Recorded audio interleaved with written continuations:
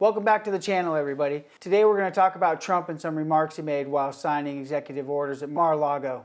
Let's get started. Before we dive in, make sure to like, subscribe, and hit that notification bell for more hard-hitting geopolitical analysis.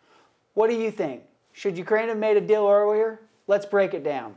Today, President Trump is once again taking center stage in international diplomacy, this time focusing on the prolonged conflict in Ukraine. In his characteristic direct style, Trump criticized Ukrainian leadership for missing opportunities to secure peace with Russia, suggesting that earlier negotiations could have prevented the ongoing turmoil. Trump, while signing executive orders from Mar-a-Lago, stated, "Frankly, this war should have ended long ago. Ukraine had opportunities to make a deal, but they didn't. Now we're all dealing with the consequences." Simultaneously, U.S. Secretary of State Marco Rubio has engaged in high-stakes discussions with Russian Foreign Minister Sergey Lavrov. They were both in Saudi Arabia this week, and these talks aim to thaw the icy relations between Washington and Moscow and explore potential pathways to peace in Ukraine.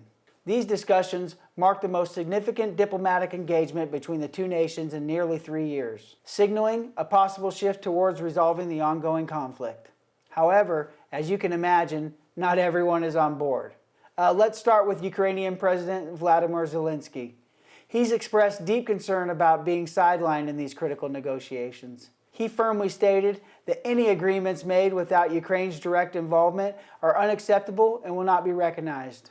While at the same time, Rubio has stated that these are just the beginning of negotiations and really they haven't even decided how they're going to negotiate, let alone need any more parties at the table. Zelensky doesn't feel that way. He stated, "We as a sovereign nation cannot and will not accept decisions made about our future without participation." President Trump, known for his unfiltered commentary, didn't hold back in his response. He labeled Zelensky as a poor negotiator, placing the blame squarely on Ukraine's leadership for the ongoing turmoil.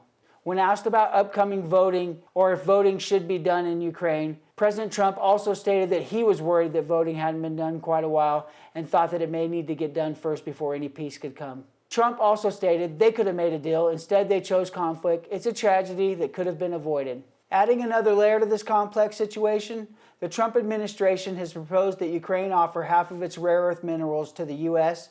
as compensation for military aid. This proposal has been met with resistance from Kyiv, citing the lack of concrete security guarantees in return. Zelensky was the first one to actually offer the minerals in return for military assistance. I just don't think he likes the way that the deal is being structured now. Zelensky stated, "Our resources are not for sale. We seek genuine partnerships that respect Ukraine's sovereignty and security." As the U.S. and Russia continue their high-level talks, the exclusion of Ukraine from these discussions raises critical questions about sovereignty, international alliances, and the future stability of the region.